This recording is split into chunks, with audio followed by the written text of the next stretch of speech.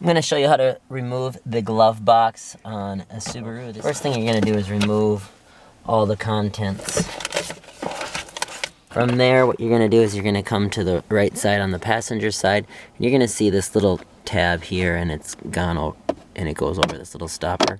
You're just going to pull that up, what holds it into place. From there, what you're going to do is you're going to put your right hand on the inside or the outside of the box here, and your right hand here, you're going to squeeze and pull down, and that's going to drop down your glove box, and that's how you remove your glove box.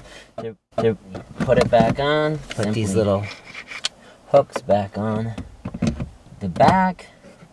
You're going to squeeze that in. That will come into place.